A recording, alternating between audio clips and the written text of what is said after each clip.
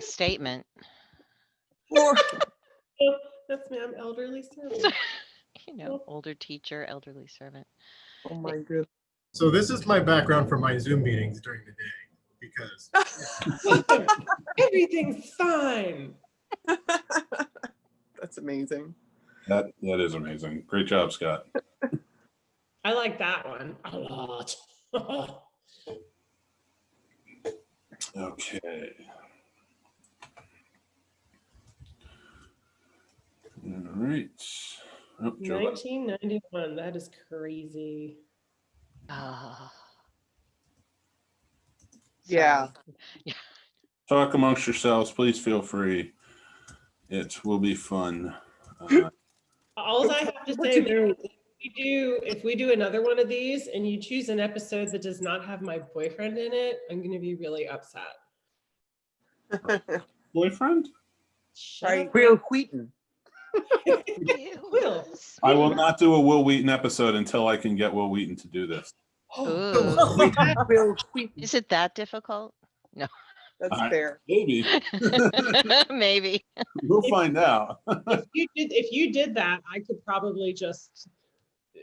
I probably wouldn't be able to speak. First of all, I'd be a little dorked out. But yeah, that would be amazing. And I want to be my Riker.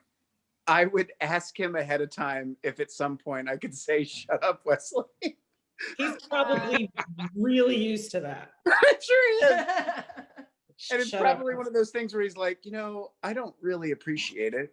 People keep doing it. I don't like it. It's a small part of my childhood. Hey, Dan. Hey, Ellen. Hey, Ariel.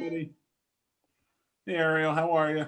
I'm good. How are you guys? Good. My webcam is crazy bad. Hang on. We've had so many colossally awful tech problems suddenly happen all at once because I was stupid. Like they do. Like a glove. Nice. Calm down over there. I'm not going to make it through a single thing. I am just going to lose it. You will regret this deeply for the rest of your life. Have a good time. I am all in. You are. All right, where are you? Oh. I have to show everybody. I don't even know if it's going to show up on screen, but I ordered it from Amazon. Wow. Because I'm playing Guy of Gisborne. You got props? I got one prop. I can put a You frog probably on my can't head. even see what it is, but I got a Snively Whiplash mustache. Oh, wow. Oh, I love slightly it. whiplash. Now that takes me back. Oh, really? No, I just got excited. I don't have a sword or anything, so I have to have something I can. So you can't beat up Scott as Worf? Get into character. I And wish. be a I sword. wish. But I could, yeah, if only. You've got the mustache, I've got the swords. Get this situated. That's what she said. All right, so here's That is Andrew. what she said. Once Andrew's all set, I'm gonna just go over a quick overview of the intro. Hi, I'm We here. were trying Sorry. to get- Hey, Andrew. We were Hello. trying to get 2 mics set up down here, and it was just not working. So Is everybody on? Oh, Rob, you definitely pulled a Geordie. I did. Oh, nice. I got the bridge and the warp Sweet. core. sweet. And to be honest, I was copying Scott's idea. This was not an original idea. it's all good, man. It's all good. How do you even do that? I mean, I don't need a I tutorial right just now, drew but- it up real quick while you guys were talking. Oh, is that how? Just real quick. Okay. So actually, around. if So- you're using your phone and you hit more, you can do virtual background, and if you have the picture, it'll just pop it up. I'm on my laptop, so I don't see. I'll poke around though. I'm sure. Kind of the same on the laptop. If you click on your, there's a little video guy, little arrow, up arrow. If you click on that up arrow, and then it'll say choose virtual background, and you can Oh, is navigate. that guy there? Okay. You've got some sort of like Fancy Zoom. hollow echoing sound. Oh. It's to make him sound more like Worf. Okay. Oh, hey, what happened there? Okay, so now that everybody's here, thank you, everybody, for being a part of this. If it goes well, hopefully one of many, because I think this would be a fun time. And we are going to do this for charity.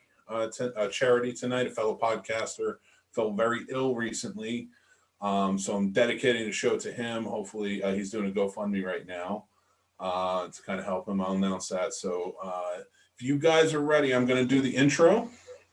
Once the intro is after the intro, I'm going to introduce all of you and who your characters will be. And please feel free to say hello or anything you like. I want this to be fun, a good time for all. And then we will get started. How's that sound? Great. Okay. All right. What's going on, everybody? Welcome to the scenesnobs.com presents a live script read of the Star Trek The Next Generation episode, Qpid.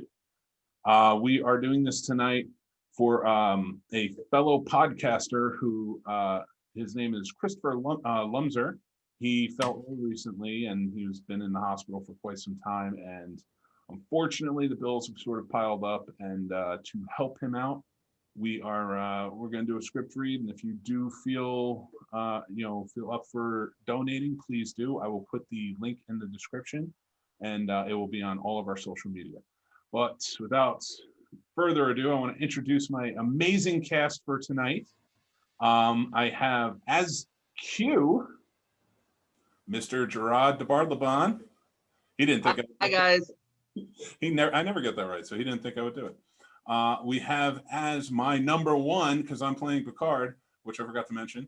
We have Mrs. Lori Havermail, and she will also be playing the elderly servant. We have as computer and Dr. Crusher, Daniel Kelly. Hello. And we have as Troy, Ellen Babcock. Hi there. Worf, played by Mr. Scott Reagan. Hey, what's going on, everybody? And we have Rob playing Geordi. Hey, everybody. Geordi LaForge, if you didn't know. We have as Guy I knew I was going to screw up. I was too. I didn't even get there. Guy Gisborne from one of my favorite podcasts of all time, Ride the Omnibus, Miss Ariel Basca. Hey. With that stash. Yeah. You know. And as Data. I'll get better at this as the episode goes on. I love it. As Data, my Star Trek extraordinaire friend and colleague, Mr. Joe Loud. And the most power out here.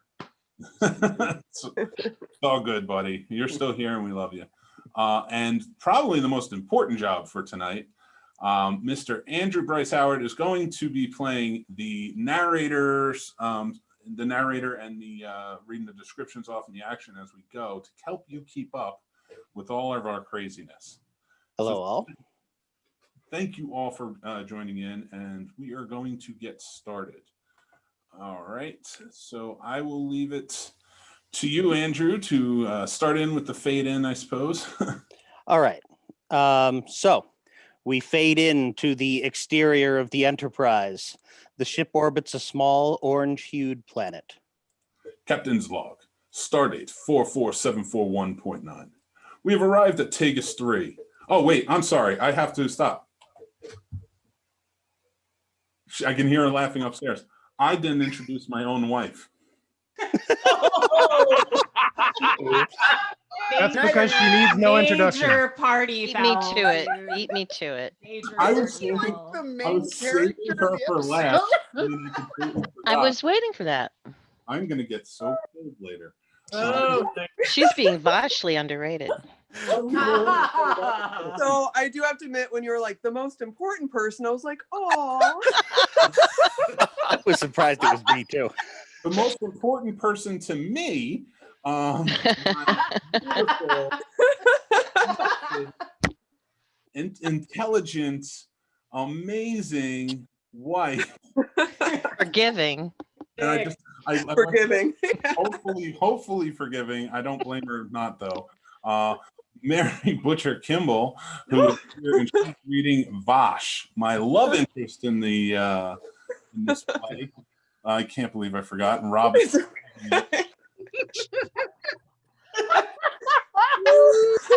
Oh my gosh. Oh God, how did I forget? All right, I'm an idiot. So That's all right. Let's start over, shall we? All right, take two. I can't believe I did that. All right.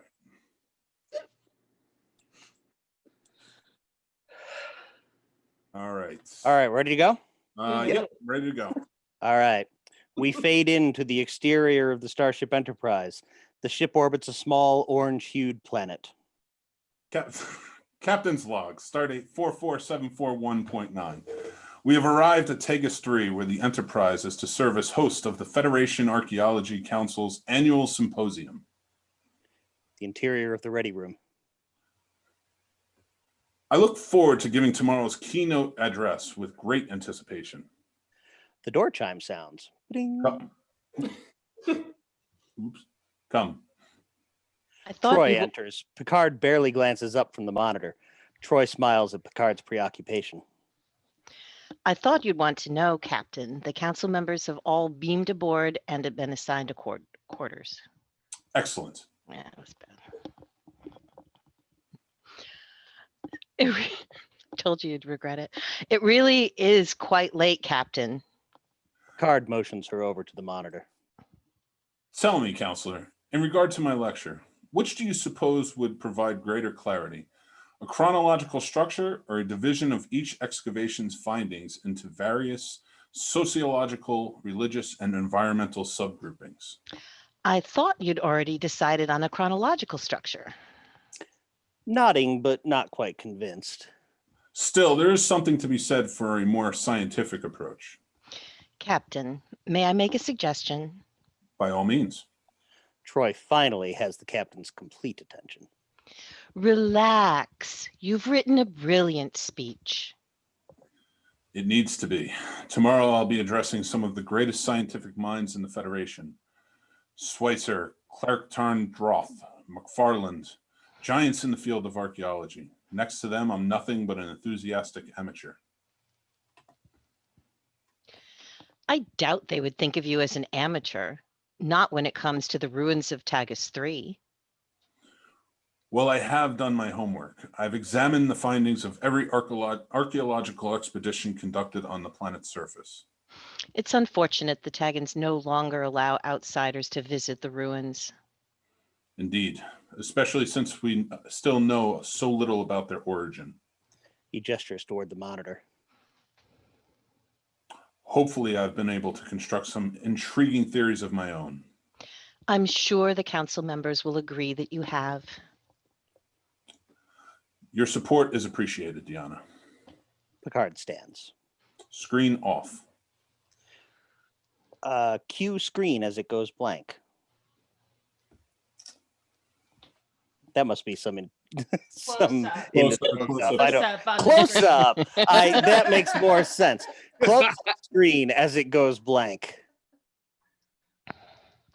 Interior of Picard's quarters. The door opens. Picard enters looking somewhat fatigued. The first thing he notices is a Horgan sitting on his desk. Looking at it curious, where the hell did this thing come from? Then Bring back any memories? Picard turns to see Vash stepping out of the shadows near the door. For a moment, he's completely taken off guard. Vash, how did you get in here? She smiles and moves closer. I came in through the window. Picard barely has the chance to regain his aplomb when she snakes an arm around him and they kiss. It's going to last a while. All right, I'll be right back. Fade out. Fade in to the interior of Picard's quarters in the morning. Vash, wearing the same outfit from the night before, and Picard in his dress uniform, sit at a table eating a breakfast of rolls and jam.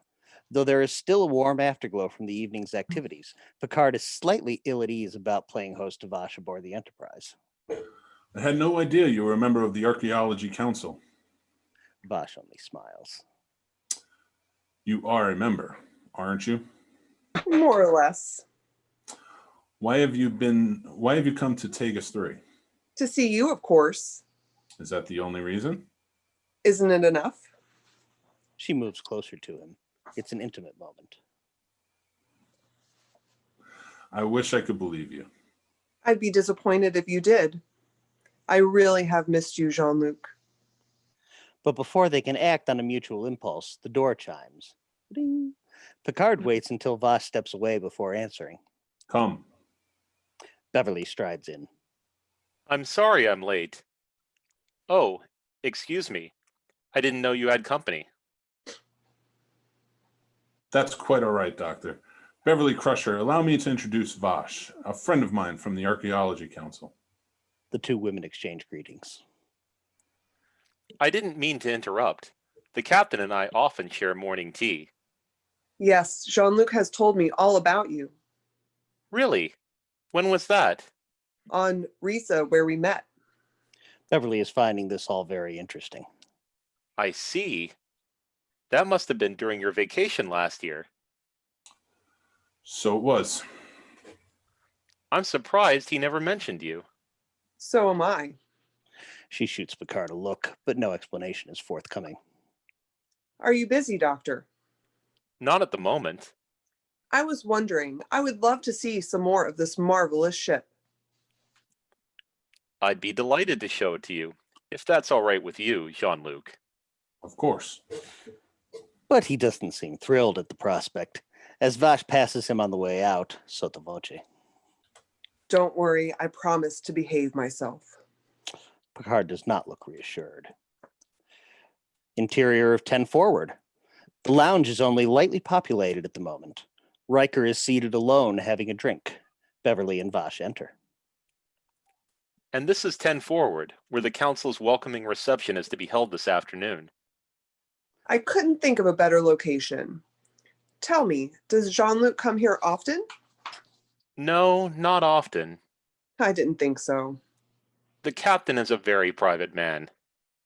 He certainly acted that way when we first met, but I managed to loosen him up. Beverly would definitely like to learn more about this woman. Would you like something to drink? Please. Beverly walks over to the bar. Vash checks out the view from the window as Riker approaches. Eternity never looked so lovely. Excuse me? I was referring to the view. Eternity never looked so lovely. Vash gives him a shrewd appraisal. You must be Commander Riker. I'm afraid you have me at a disadvantage. I didn't mean to interrupt. I believe you're going to tell me that my eyes were as mysterious as the stars. Riker is intrigued. How the hell did she know? You're a betazoid. Not at all. It's just that Jean-Luc does quite a good imitation of you. He does? Beverly comes back with the drinks. I see you two have met.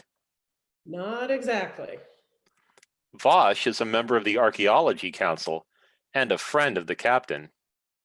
So I've gathered. They met during his visit to Risa. On Risa? That must have been a better vacation than he let on. You mean he never mentioned me to you either? Believe me, if he had, I would have remembered. You'd think he'd have told someone about me. Dr. Crusher, please report to sickbay. On my way. I'm afraid I won't be able to finish up our tour. Perhaps Commander Riker could fill in for me. It would be my pleasure. Beverly leaves. Riker and Vash head for the door. So you're the one who asked Jean-Luc to buy the Horgahan. That was me. Tell me, Commander, do you collect sexual fertility symbols? I wouldn't call it a very large collection. And they're out the door. Interior of the bridge. Data and Geordi at the science station. Worf at tactical. ND's elsewhere. Anyone know that one? No. Okay. ND's elsewhere. Riker and Vash exit the aft turbo lift. And that brings us to the main bridge, the command center of the Enterprise, and the end of our tour. He brings her over to the science station. Vash, I'd like you to meet Commander LaForge and Commander Data. An exchange of greetings. Riker gestures over to Worf, who looks on with disapproval. And this is Lieutenant Worf. Something wrong, Lieutenant? Sir, I was not informed that council members had been granted bridge clearance. I think we can make an exception in this case, Mr. Worf. Vash is the captain's guest. Interested glances all around. Worf is somewhat at a loss for what to say. Finally, Welcome aboard. Riker leads Vash over to the command area. Is this where Jean-Luc sits? That's the big chair. To everyone's surprise, she sits down in it. It provides a definite sense of power. I can see where being a starship captain does have its rewards. I'm glad you approve. All eyes turn to Picard, who has just exited the ready room. Vash stands. Jean-Luc, Commander Riker was just showing me the bridge. Picard looks at Riker. Dr. Crusher was called to sickbay. Picard nods, an awkward beat of silence. So did you enjoy your tour? Very much. Good. Another awkward moment. I guess I'll head back to my room now and get ready for the reception. By all means. Well, I suppose I'll see you then. I look forward to it. She turns and makes the long walk back up the ramp to the turbo lift. Watching her go. Fascinating woman. No comment from Picard. Angle on. Data and Geordi. Geordi has also watched Vash exit the bridge. As the turbo lift doors close, he breaks into a grin. You find something humorous, Geordi? Didn't you notice how ill at ease the captain seemed around Vash? Yes. However, I see nothing amusing in his hostility toward her. That wasn't hostility, Data. He likes her. A lot. Still smiling, Geordi turns back to the science monitor. A puzzled Data is left pondering the intricacies of human relationships. Exterior of the ship. The ship maintains a standard orbit. Interior of 10 forward. The reception. Council members mingle with the crew. A rather informal time is being had by all. New angle. Vash has cornered Troy over by a buffet table. I don't understand. I thought being ship's counselor meant the captain confided in you. He does, when he feels it's necessary. And he never spoke to you about me. Not that I can recall. Not even a hint? You must understand, the captain is a very private man. Yeah, I know. Will you excuse me? certainly. She spots Picard, who is deep in discussion with a Vulcan council member. Vash walks off. At a new angle, Vash passes by Worf, Geordi, Beverly, and Data. Worf, still watching Vash.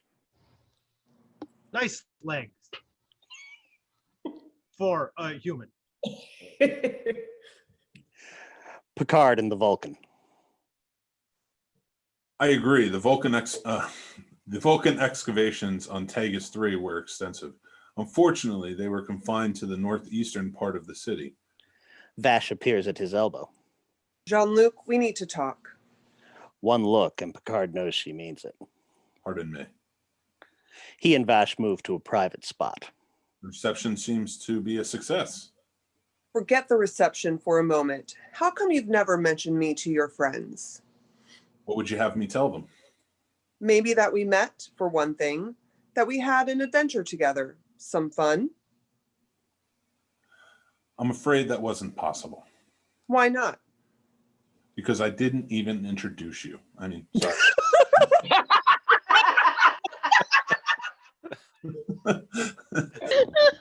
Sorry. It would have been inappropriate. I wasn't expecting you to go into any intimate details, but an introduction would have been nice. The captain does not share his personal feelings with his crew. Is that a Starfleet regulation, or did you make that one up yourself? I'm sorry if you're upset. And I'm sorry if my being here embarrasses you. And with that, she turns and walks away. Hold on a perplexed Captain Picard. Interior of the main bridge. Riker at command. NDs at con and ops. Oh, they're nobodies. Yeah. Picard, Red shirts. red shirts, yes. Not designated. Maybe. Yeah. Yeah, something like that. Picard enters from the forward turbo lift. How was the reception? Splendid. He exits into the ready room. Interior of the ready room. Picard enters and stops as he sees Q, seated at his desk, dressed in a Starfleet uniform. Jean-Luc, how wonderful it is to see you again. On Picard's reaction, as before. Well, don't just stand there. Say something. Picard advances into the room. Get out of my chair. I was hoping for something more along the lines of, welcome back, Q. Pleasure to see you, Q. Again, old friend. We are not friends. You wound me, mon capitaine. Q snaps his fingers, and now it's Picard who sits at his desk and Q who stands before him. There. Perhaps now your manners will show some improvement. What brings you here, Q? Have you been banished from the continuum once again? Hardly. They're still apologizing to me for the last time. Then what is it you want? Must I always have to have a reason to stop by? I was in your sector and... All right, you forced a confession from me. The truth is... Oh, wait, no, that's you. Sorry. No, that's my line. All right, you forced a confession from me. The truth is I have a debt to settle. A debt? You, Picard. It gnaws at me. It interferes with each day. I have no idea what you're talking about. Without your assistance at our last encounter, I would have not survived. I would have taken my own life, but for you, Jean-Luc. We all make mistakes. Your good deed made possible my reinstatement into the continuum, and I resent owing you anything. So I am here to pay up. What shall it be? Tell me, and I shall be gone. Just be gone. That will suffice nicely. No, it must be something. Something constructive for new word for the day. Some other time, all right? Right now, I have several things to attend to. Yes, your speech. I've read it. I found it quite dull and pedantic. Much like yourself. Ah, I could help you with it. No. You've never actually been to the ruins of Tegas 3, have you? They've been sealed off for over a century. How can you write about something you've never seen? Q is suddenly wearing a safari suit. Okay, time out. I do not have a safari suit to change into. So that was going to be a problem for me. And there's also a safari suit at the end of the episode that I also can't change into. So you have to do with the red shirt. So back in the seat. Sorry. Hey, Zach Morris.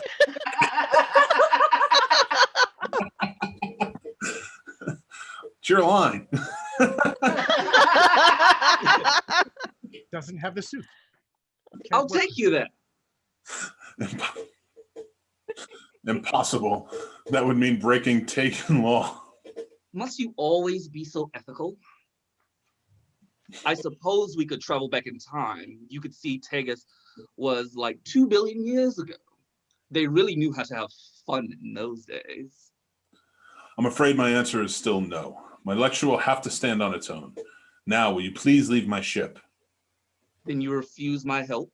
Completely. Heat as Q broods, then finally, mildly. You're simply impossible to find a gift for, Picard. And he's gone.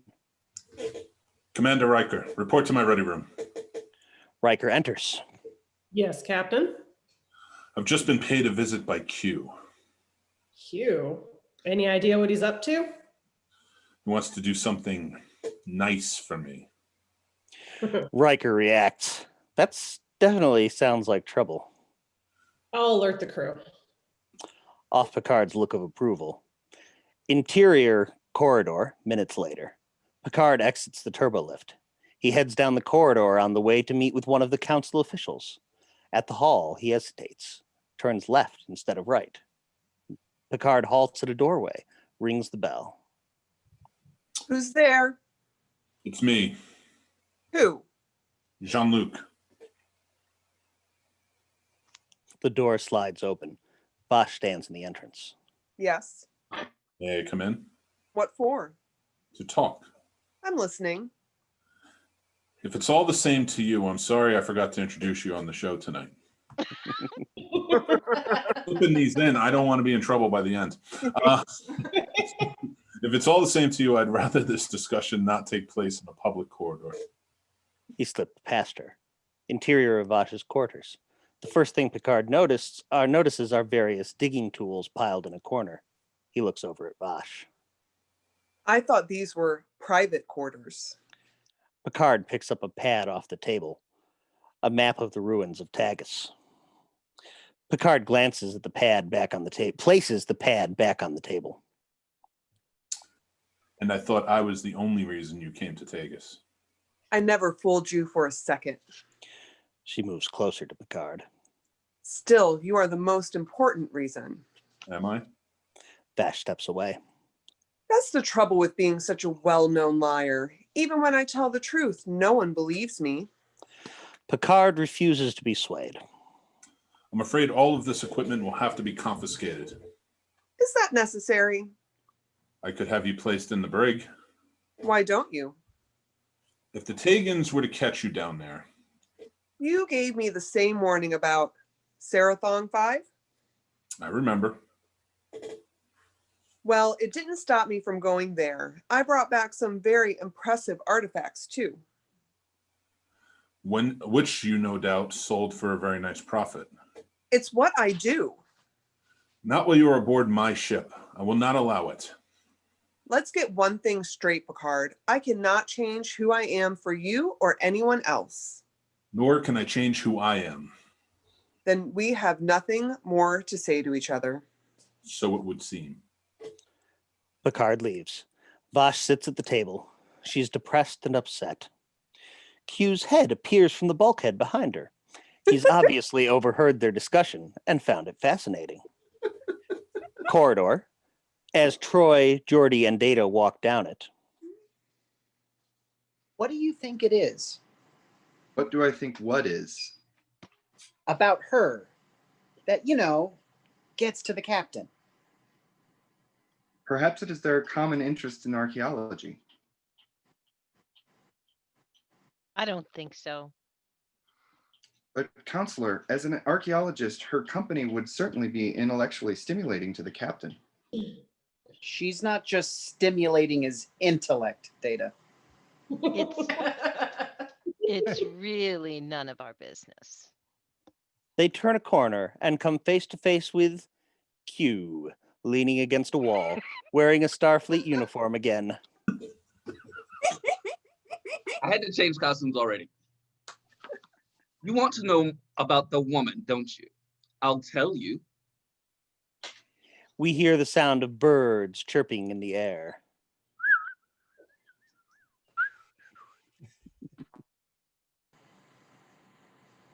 Q sneering.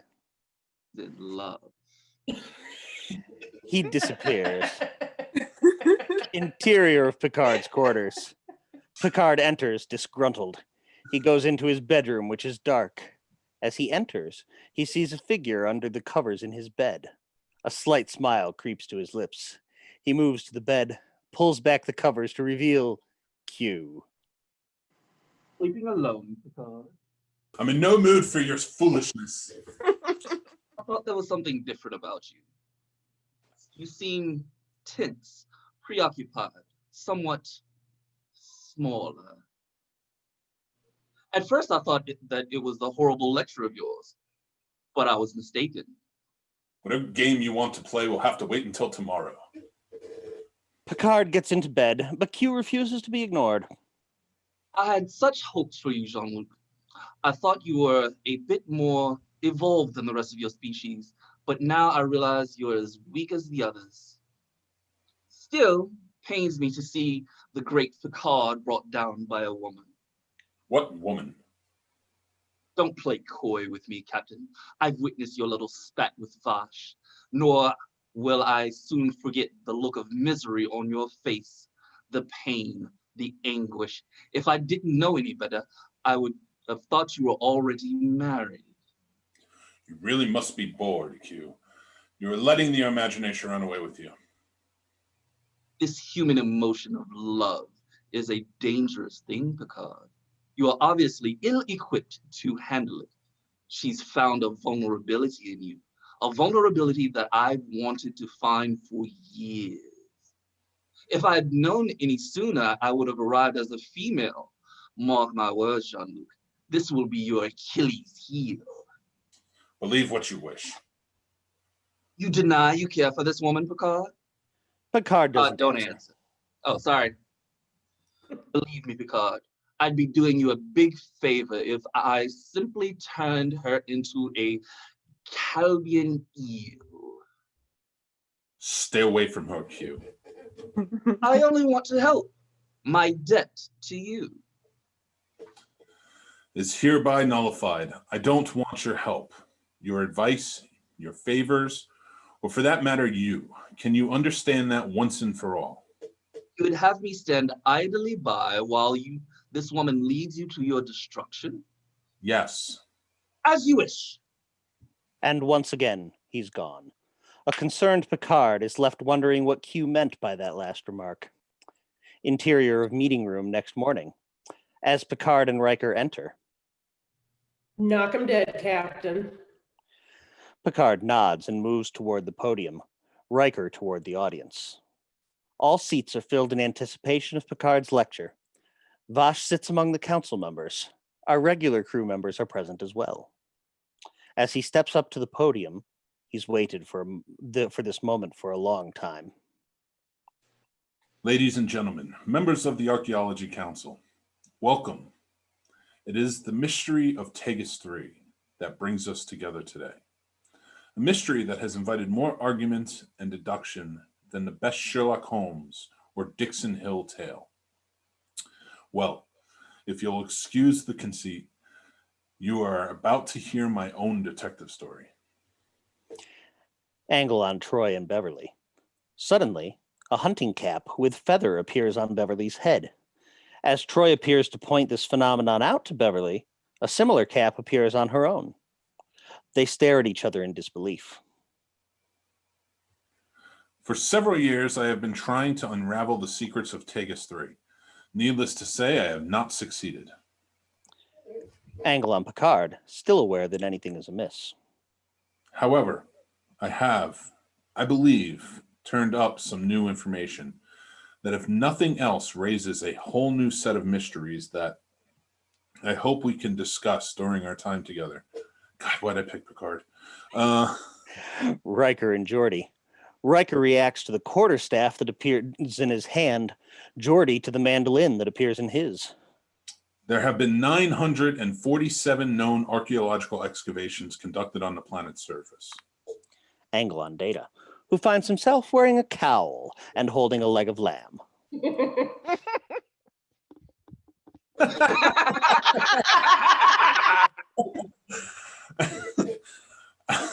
Out of that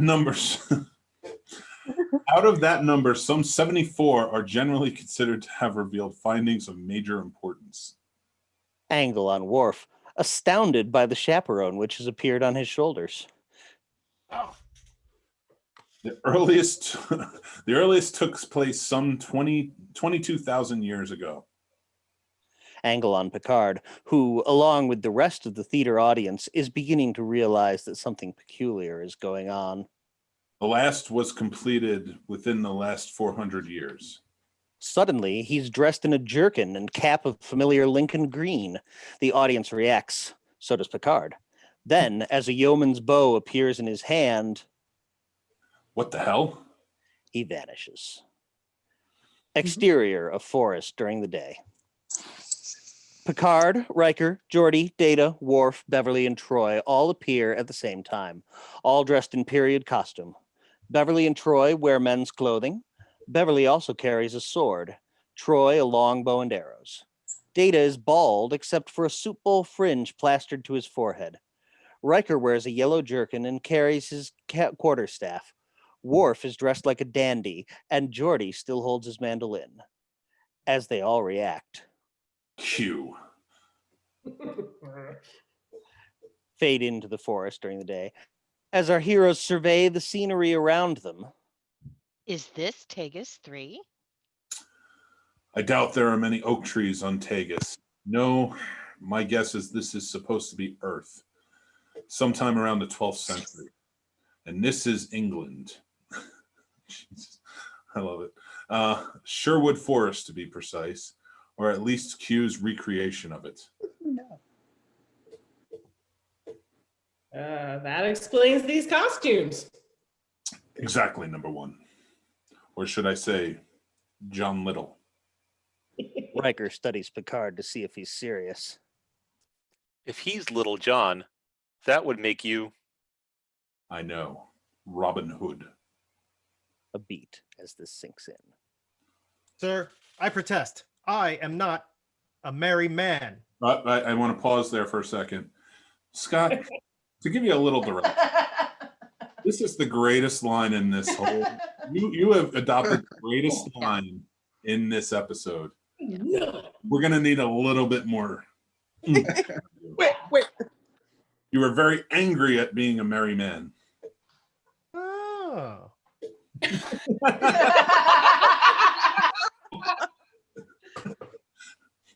Sir, I protest. I am not a merry man. Yes. Nailed it. And let me tell you, after years of working in the theater with Scott, directing him felt really good. Anyway, shall we proceed? On the contrary, Lieutenant Worf, your clothing identifies you with the character of Will Scarlet, just as Geordi's mandolin suggests he is Alan Adale. And you, Mr. Data, bear a striking resemblance to one Friar Tuck.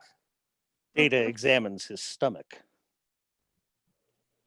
I will not play the fool for Q's amusement. He takes off his cap, looks at it in disgust, and slams it to the ground. You were quite right, Worf.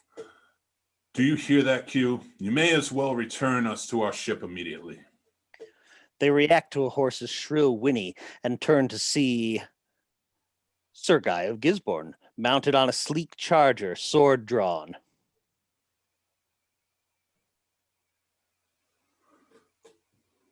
Sir Guy. I am sorry. I have you at last, Robin Hood. As he charges at Picard, new angle on Worf draws his own sword to defend his captain.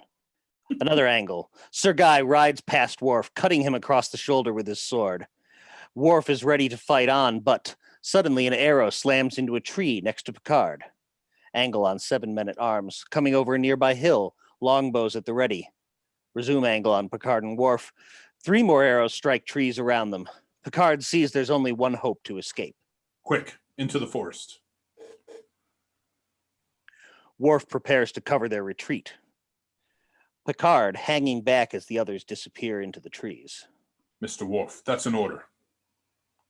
Worf follows Picard into the forest.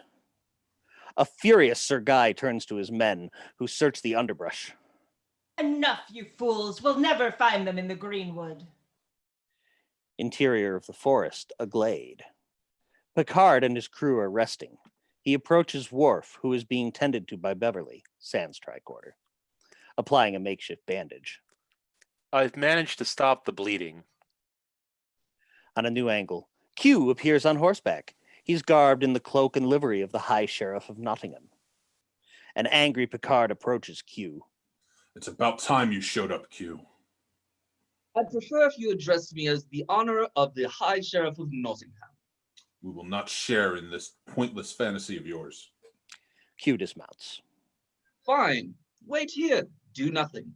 By midday tomorrow, you will all be safely back aboard your ship, but you will have to accept the consequences of your inaction.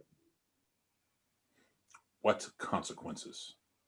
What's the one thing that Robin Hood is famous for? A beat. Nobody answers. Then, Robbing from the rich to give to the poor? Besides that,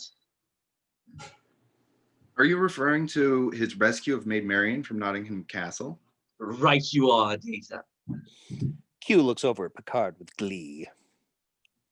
And so it happens that Sir Guy of Gisborne has decreed that Marian's head come off tomorrow at noon. Vash. Q smiles. He's enjoying himself thoroughly. The choice is yours, my dear Robin. You can either take your ease here within the Sylvian glade, or risk your life to save the woman you care nothing about. My feelings toward Vash are irrelevant.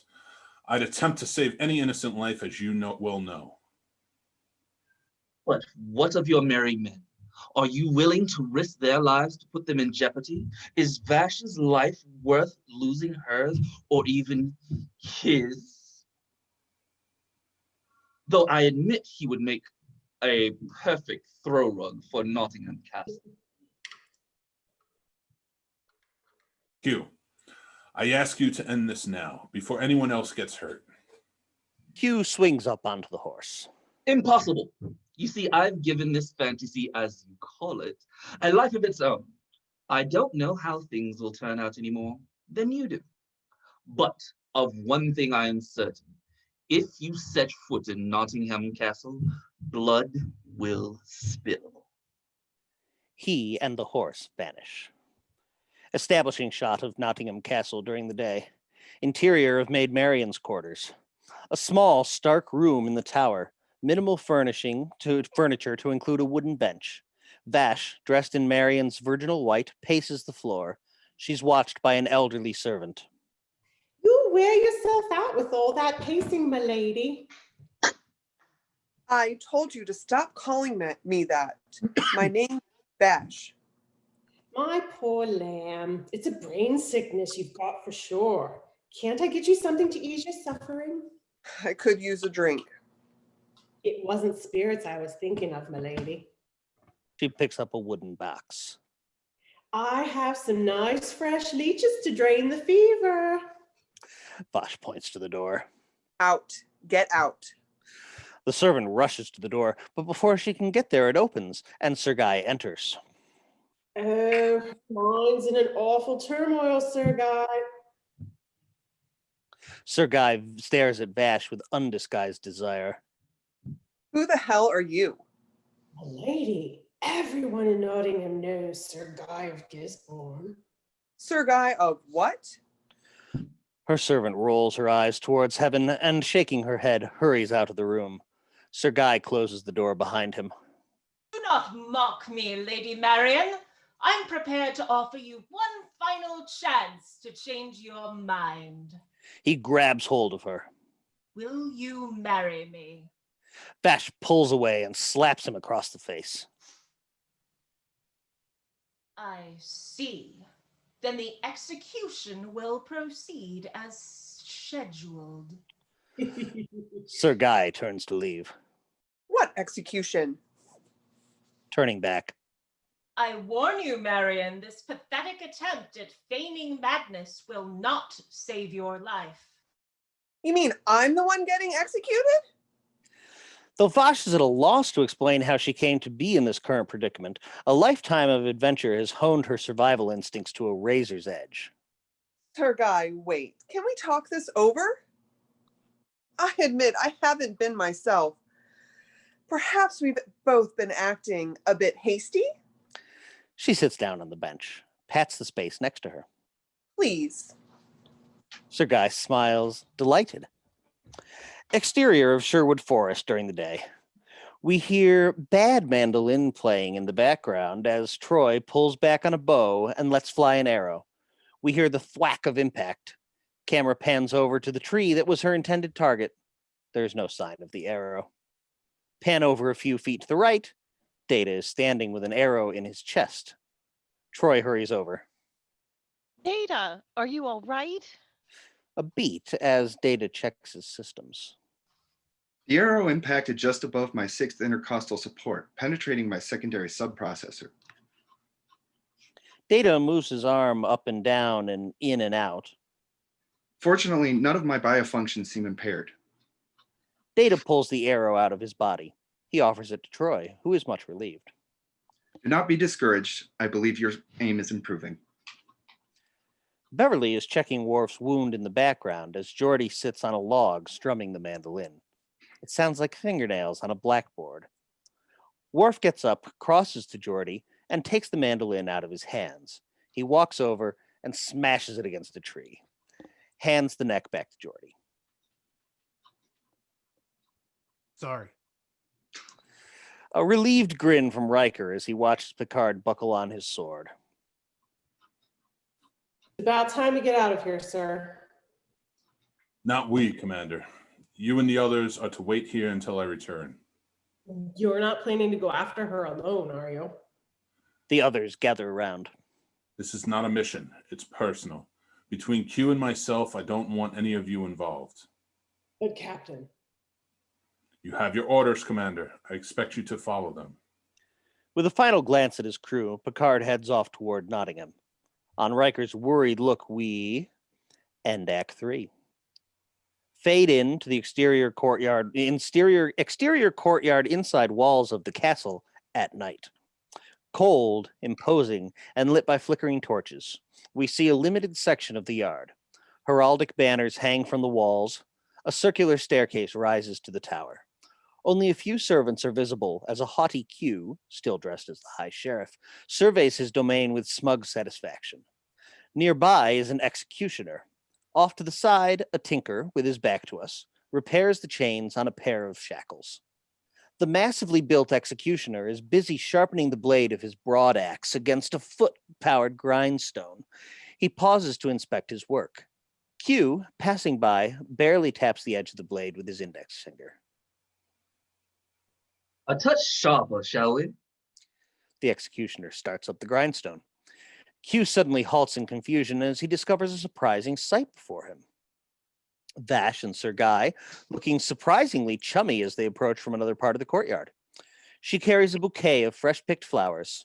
Sir Guy holds a pomegranate. Vash smiles and demurely nibbles it. A suspicious Q approaches. Such benevolence, Sir Guy, allowing the condemned prisoner fresh air. You're mistaken, Sheriff. Maid Marian has consented to be my wife. Q looks at Vash in disbelief. But that's impossible. Vash motions to a servant who approaches with a tray and 2 goblets of wine. Not at all. Though I admit a maiden seldom has the opportunity to win herself such a noble husband. She takes a goblet from the tray and hands it to Sir Guy. A toast to the most beautiful bride-to-be in all of England. He goes to drink. Hold that, Sir Guy. He knocks the goblet to the ground. Have you taken leave of your senses? It could be poison, some foul scheme of Robin Hood. She's in league with him still, I'll warrant. Robin Hood? A beat as Vash absorbs this rather bizarre accusation. She has no choice but to bluff her way through it. Oh, Robin Hood. That was over long ago. Why, all of Nottingham knows you're in love with him. That's a lie.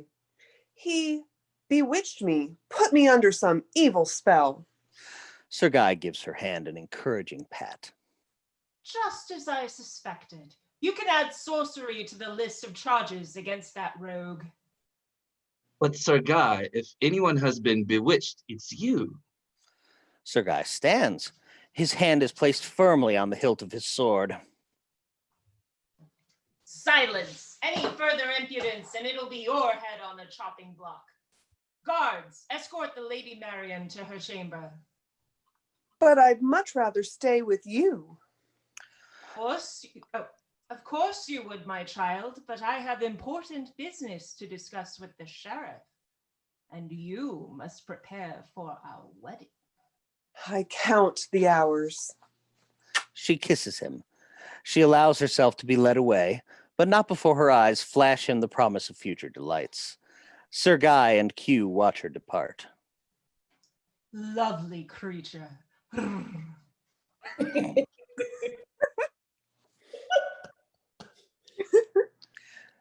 With Intriguing. Q is determined not to allow his well-laid scheme go astray.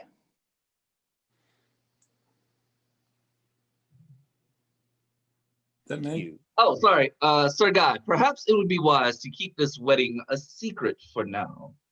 What are you babbling about? You still hope to capture Robin Hood, don't you? I live for the moment. Well, if he were to hear that Marian's life was no longer in danger, there would be no longer for him to come to Nottingham for him to rescue her. Sir Guy slaps Q on the back. My heavens, you're right. No word of my wedding shall leave these walls. Yes. What better way to celebrate a marriage than with an execution? Sir Guy and Q share a chuckle, then go to their separate ways. This could be fun. New angle. Q crosses by the Tinker hammering at a chain. The Tinker looks up once Q has passed him by, revealing himself to be Picard in disguise. Interior of Maid Marian's chamber at night. Vash paces around the room. Suddenly she stops. Listening to what could be a faint rustling, the noise ceases. Vash continues to pace. The rustling resumes, louder now. Again, Vash stops pacing. The sound, and now it's clearly the rustling of vines, is coming from outside her open window. She moves toward the embrasure when suddenly a hand appears on the ledge. With a final grunt, Picard lifts himself through the window. Vash throws herself at him. Jean-Luc, am I glad to see you? She throws herself into his arms and kisses him. You would not believe what I've been through. 1 minute I'm on the Enterprise. The next thing I know, I'm here in Nottingham. First, they're going to chop my head off, and now I'm supposed to marry someone named Sir Guy? And everyone insists on calling me Marian? Yes, I know. You do? But how? For the first time, she notices his outfit. You're Robin Hood. My staff and I were brought here by an old adversary of mine named Q. I'll tell you for the rest once we are safe. He leads her towards the window. Come on, we don't have much time. Are the others outside? They're waiting for us back in Sherwood. That brings Vash to a quick stop. You mean you came alone? Yes, now let's...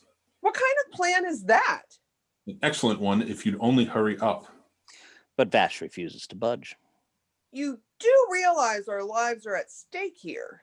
Only too well. And this is the best strategy you could come up with? One man against an entire castle? I suppose you know a better one? How about this? You go, I'll stay here. She walks away from the window. And do what? Marry Sir Guy if I have to. That is brilliant. If there's a way to escape, I'll find it eventually, with my head still attached. You don't really expect me to leave you here. He reaches for her. She pulls away. I can take care of myself. Must you be so stubborn? Suddenly, the door is flying open, and Sir Guy enters, backed by a retinue of soldiers. There'll be no escape for you this time, Robin Hood. Behind me. He steps in front of her and reaches for his sword. But Vash is quicker. She pulls the blade out of his scabbard and points it at his chest. You should have left while you had the chance. Sir Guy advances on them, smiling. Well done, my dear. Consider it my wedding present to you. The guards lead Picard away. Exterior of the courtyard, night. Picard and the guards come down the stairs. He barely glances at a beaming Q as he's hurried away. Sir Guy follows behind. Congratulations, Gisborne. I see you have snared the jackal. It's Marion who deserves the credit. Took him with his own sword. On Q's astonished reaction. Interior of Maid Marian's chambers at night. Vash is seated at a table, writing feverishly. Her servant enters and scuttles across the room to her. You sent for me, my lady? You must take this letter to Robin's men. You want me to go to Sherwood Forest at this time of night? You'll leave immediately. But it's dark. I'll get lost. Vash continues to write. Besides, it's not safe. What with all them hedge robbers and worse lurking about? Please, this is urgent. You ask me, you'd be better off staying with Sir Guy. He's got a future. Why, you'll be living in London before you know it. But you must go, otherwise they're going to kill him. She's about to offer the folded letter to the servant when the door swings open. Vash leaps up, dropping the letter on the table as Q enters. How dare you come barging in here this way? I come to offer apologies for my harsh words earlier. I had no idea you were so ruthless. The cold-blooded way you betrayed Robin was most impressive. Q is now standing right by the table. Vash forces herself not to glance down at the letter. That's most gracious of you. I admit, I was surprised, though perhaps not as surprised as Jean-Luc. Now it's Vash's turn to be surprised. You're Q. And you are a very interesting woman. He notices the letter. What's this? Give me that. She tries to snatch it away. Give me that. But it's too late. A letter to Riker. Quick, come to the castle. Must save Captain. Why, this is wonderful. Such marvelous duplicity. You certainly fooled Sir Guy, and me as well. I do believe you are worth further study. Am I? Unfortunately, we won't have the time. Guards! They enter. Take this traitor away. It appears there's going to be a double execution. Vash is marched from the room, and as Q gloats over this latest turn of events, we fade out. End of Act 4. Fade in on exterior of courtyard the next day. A crowd has gathered to see the show. Sir Guy and Q sit together at a dais at one end of the courtyard. New angle. The stairs leading to the tower. We hear voices coming down off camera, drawing close. My fault. Yes, your fault. We'd have been safe in Sherwood if you hadn't grabbed my sword. Picard and Vash, both wearing shackles, come into view as they walk toward camera. I grabbed it to prevent you from being killed. You should have never interfered. You were the one interfering. I was trying to rescue you. Next time, don't bother. I won't. They come to a halt in front of the executioner's block. Q steps forward to meet them. Don't you two ever stop arguing? No response. Tell me, Picard, as you stand here facing your termination of your insect existence, do you see what has led you to this end? Was she worth it? Can we just get this over with? Are you implying I'm not worth it? But Picard keeps his eyes fixed on Q. Your game was for my benefit, Q. She is innocent in all of this. She is many things, none of them innocent. Let her go. Jean-Luc, you do care. A gallant jester, Picard, but a futile one. Farewell. I hope you'll both be happy together. He moves aside as Sir Guy rises to his feet. You have been found guilty of outlawry and high treason. Do you have anything to say before sentencing is carried out? Impassive stares from the prisoners. Ready them for the block. The guards remove the chains. A group of hooded monks have entered the courtyard. Beneath the hoods are Riker, Worf, Geordi, Data, Beverly, and Troy. Angle on Picard and Vash, already kneeling at the block. Angle on the monks, taking in the scene in front of them. Worf reaches for the sword beneath his robe. Geordi lays a restraining hand on Worf's arm. Too many of them. We'd never get to the captain. Data, we need a diversion. Now. Data opens his left arm, revealing the circuitry and blinking lights within. He pulls out 3 small components and fastens them together. Please stand back, Commander. Microfusion cells can be somewhat dangerous under high temperatures. Riker stands back. Data tosses the components into the Tinker's fire. The fire flares briefly. Then there is a small explosion and a dramatic pyrotechnic discharge, which startles the executioner and the onlookers. Amidst the confusion that follows, Picard leaps to his feet and rams his elbow into the executioner's stomach, knocking him to the ground. Picard then grabs hold of one of his guards and pulls his sword free of its scabbard. New angle on Riker, Worf, Geordi, Troy, Beverly, and Data, who has closed the panel on his arm, throw off their monks' hoods.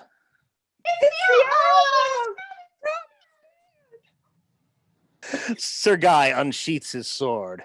Guards, take Marion to the tower.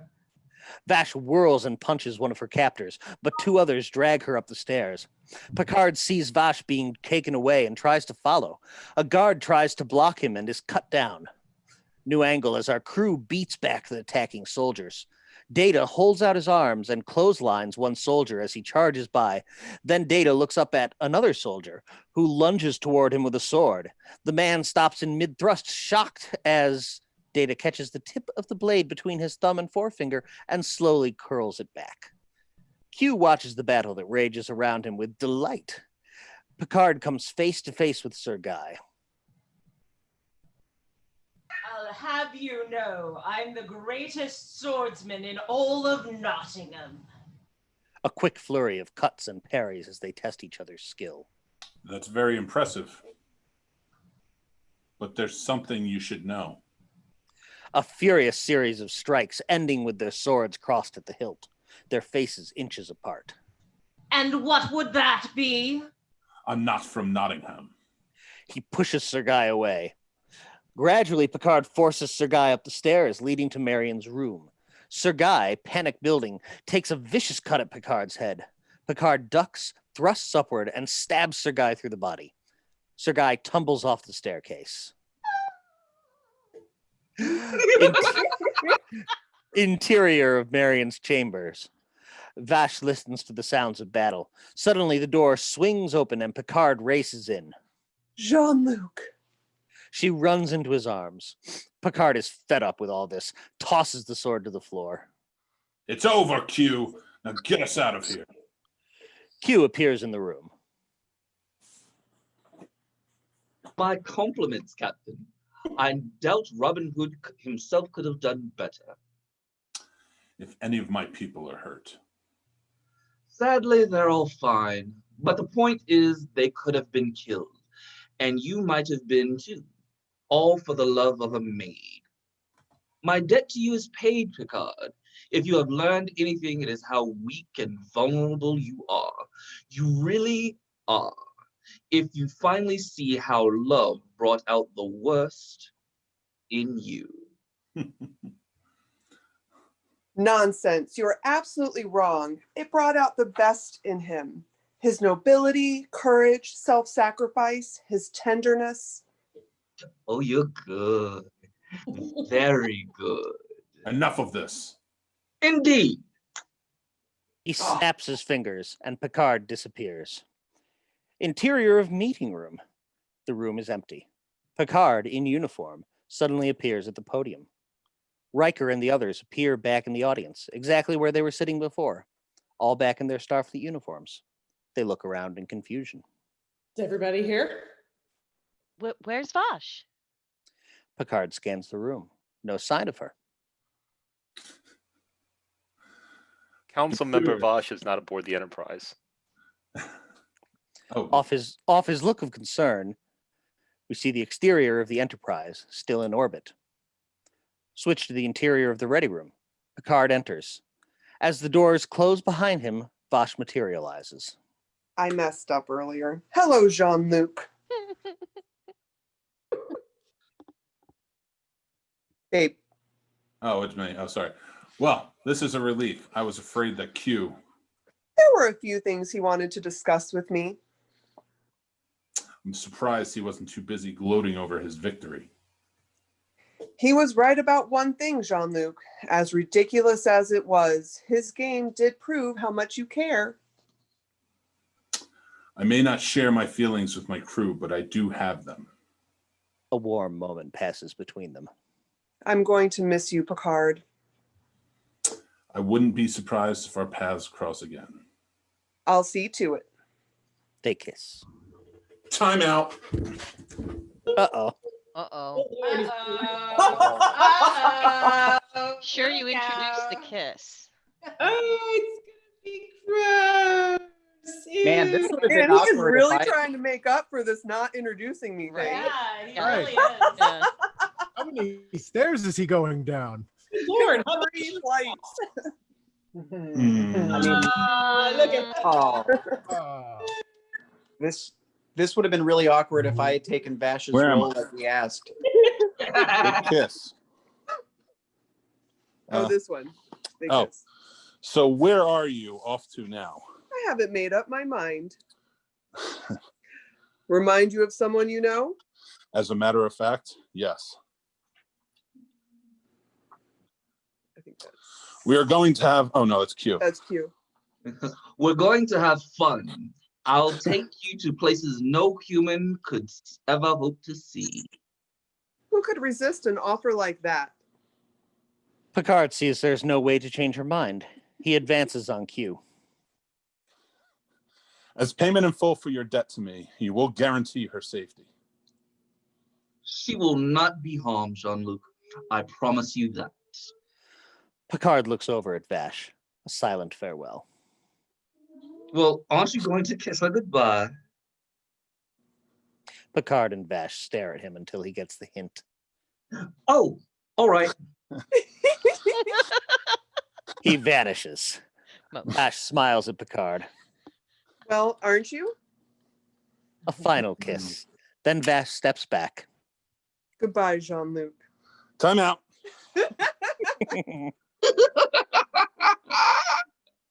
She vanishes. Just talk slow. Close up of Picard. No. A beat. Then a trace of a smile appears on his face.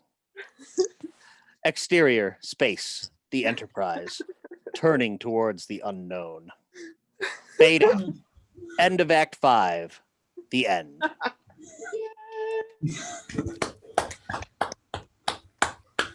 Thank you, everybody. This was our reading of Qpid. Come on, bro. echo. This was so much fun for everybody watching. We hope you had a great time. Thank you to this wonderful cast. Yeah, I need a drink too. You all did amazing. First and foremost, I would like to thank my beautiful wife who played Bosch. And, Uncredited.